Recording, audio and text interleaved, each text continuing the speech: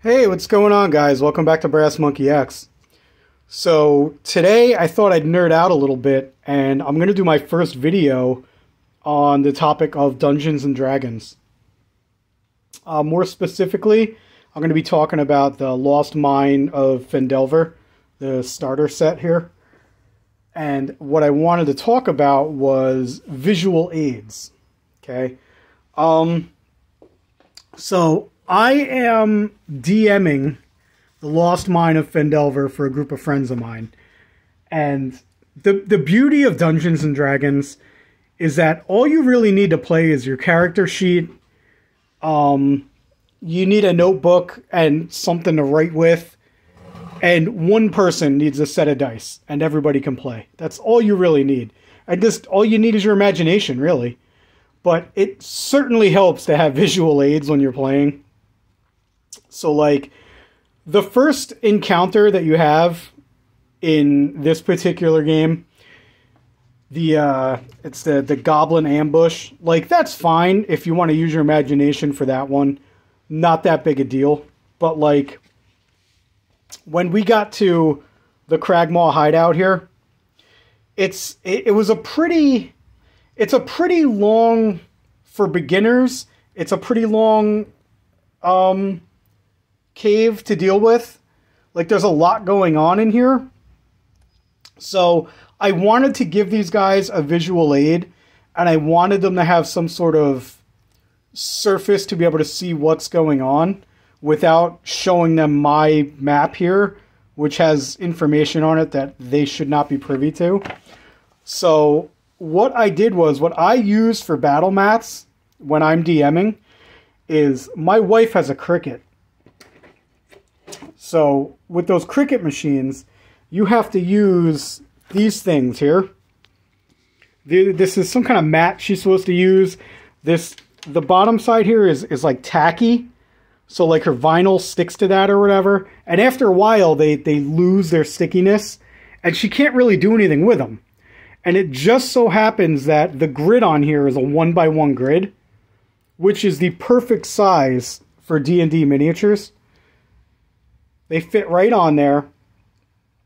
Every 1-inch grid in D&D is 5 feet in the game. So it works out perfect. This is an exact grid that you need, and it happens to have this like plastic film over it, which if you use a dry erase marker and write on here, you can get exactly what you want and then erase it when you're done. So I have a stack of these now, these old used mats that my wife used for her cricket. I have them in different colors. So, like, for the Cragmaw hideout here, before we played the game, I went ahead and I used 2 of the green ones to make sections 1 and 2.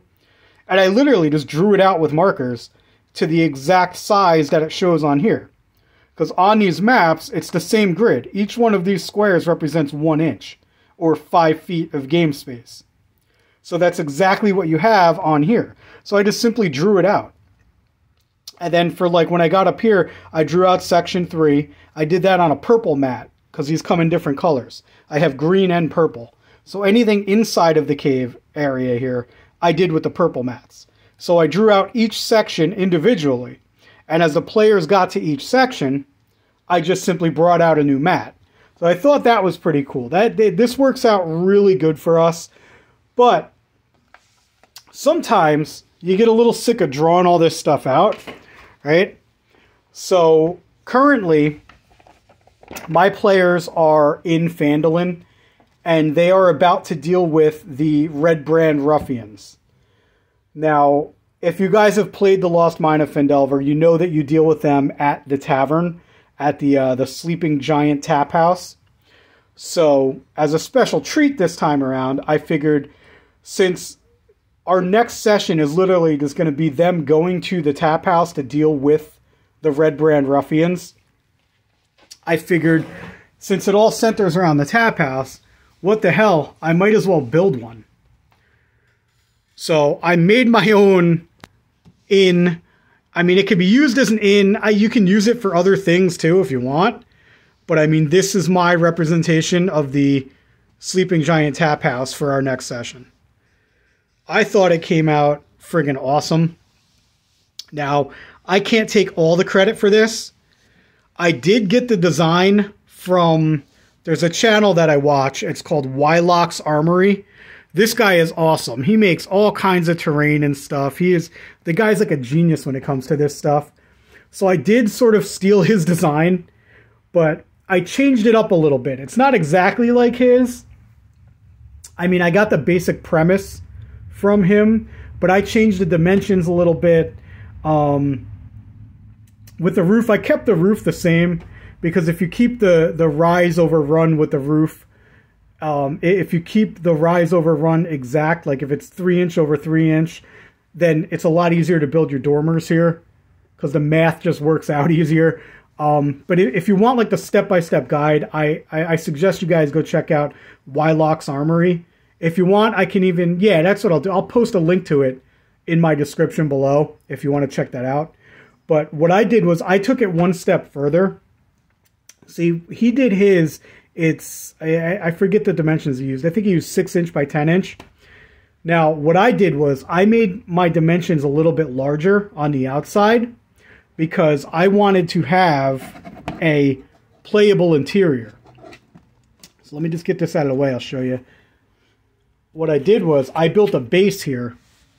Now this wooden base here is 6 inches by 10 inches. Okay, so it's a grid that they can play on, and I'm gonna do up an interior to make this look like the inside of a tavern. So that way, if my party wants to go inside of the tavern and check out what's in there, I can just lift off this, and inside we're gonna have a playable tavern. So I have all these pieces here that I need to paint up. I got this on Amazon. I bought a pack. I forget. I forget who the manufacturer was, but it's all a whole tavern interior. So I got to paint that up and get that ready, and I'm gonna set this all up so that it looks like an actual tavern inside, so that the tavern is actually playable. And then I'm gonna have battle mats outside around the tavern set up so that they could play outside as well. And then I have my there you go. I have my Red Brand Ruffians that I got to finish painting up. I primed them. I didn't paint them yet. Excuse me. This is one of my players. He asked me to paint up his mini for him.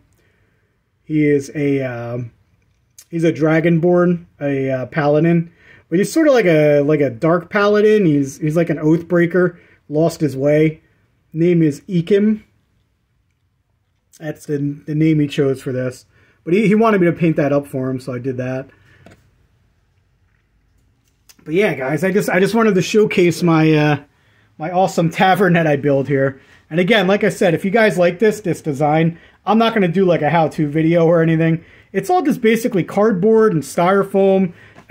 Honestly, it cost me maybe $3 to build this thing, because I had to go out and buy some foam board from the dollar store. And I bought some construction paper to make the tiles on the roof. But yeah, other than that, I had like the popsicle sticks laying around and stuff, and I have the hot glue and everything to glue it up. I had the paints laying around, so. But yeah, like I said, if you want like instructions on how to build that, I'm going to put them in the link below. Again, I can't take the credit for that. That's Wylock's Armory. You got to go check that guy out. He's pretty cool. But like I said, I just wanted to show you guys that. I thought it was pretty cool. And I wanted to show you guys what I use for a battle mat. Maybe next time I draw them up further down the line, I'll show you the drawn up battle mats and how easy it is to draw up the grid and then erase it when you're all done. But thanks for tuning in, guys. Thanks for checking out my first D&D video here. Hopefully you guys like it. If you do, comment down below. I'll make some more Dungeons and Dragons videos for you. But thanks for watching, guys. I appreciate it, and we'll catch you next time.